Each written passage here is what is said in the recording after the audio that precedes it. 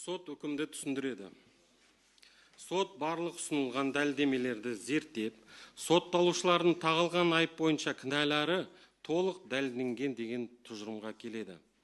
Жәбірленушілердің, куәлардың айғақтары, оқиға орнынан алынған бейнежазбалары бар, заттай дәлелдемелер алынған, қажетті сараптамалардың барлығы өткізілген. Олардың шынайылығында күмән жоқ. Бұл дәлелдемелер сотталушылардың әрқайсының әрекеттерін айқын анықтауға мүмкіндік береді. Шынасылдың нақты Шерзат Полатқа оның өліміне алып келген пышақ жарақатын келтіргені медициналық криминалистік сараптама қорытындысымен бекітілген. Сараптама Шынасылдан алынған пышақ пен пышақ жүзінің сипаттамасына байланысты жарақат келтірілгенін көрсетті. Пышақ Шынасыл көрсеткен жерден тергеу кезінде алынған. Тергеу кезінде Шынасыл кінәсін мойындап айғақ берген. Осы орайда басқа сотталушылардың әрекеттері салдарынан Шерзат Полатқа жеңіл дәрежелі зиян келтірілген. Бұл да сараптама қорытындысымен расталған. Заң бойынша адам өлтіруді адамдар тобымен жасалған деп, егер ол екі немесе одан да көп тұлғалардың бірлесіп жасаған әрекеттермен жасалған кезде танылады. Жоғарыда айтқанымдай, өлімнің себебі бір пышақ соққысынан болған және оны Шынасыл жасаған. Сәйкесінше, ол адам өлтіру бойынша кінәлі деп танылды. Бұзақылық заң бойынша барынша арсыздықпен ерекшеленетін, күш қолданумен, соның ішінде жеңіл дәрежелі денсаулыққа зиян келтірумен ұштасқан, қоғамдық тәртіпті аса қатыгездікпен бұзу болып танылады. Сондықтан жәбірленушілердің денсаулығына, соның ішінде Полаттың жеңіл дәрежелі зиян келтірген сотталушылардың әрекеттері бұзақылық ретінде сараланған.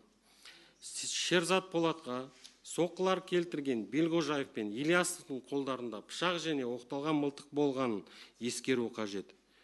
Яғни олар жәбірленушіні сол пышақтың жүзімен ұрып және мылтықпен атуға мүмкіндіктері болған, бірақ олар пышақтың сабымен және мылтықтың түбімен ұрған.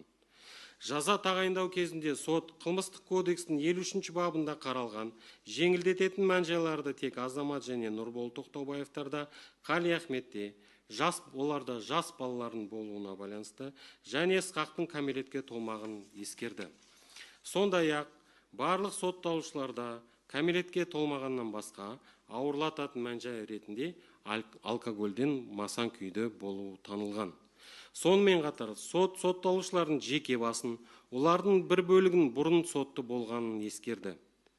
Атап айтқанда, Азамат Тоқтаубаев пен Нұрқиясов Ильясовке бұрынғы соттылықтардың өтелмеген жазаларын ескеріп, 15 және 9 жылға бас бостандығынан айыру жазасы тағайындалды.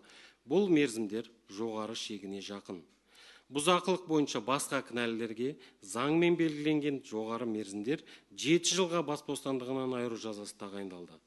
Келтірілген моральдық зиянды өтеу үшін жақын туыстарының көзінше аса ауыр қылмыс жасағанын ескеріп, Шынасылдан 60 миллион теңге, Сакиевтен 30 миллион теңге өндірілді. Басқа сотталғандар мен Сакиевтен бұзақылық жасаған үшін бірлесіп 30 миллион теңге өндірілді. Жәбірленушілер кәмелетке толмаған Ысқаққа қатысты азаматтық талап келтірмеген.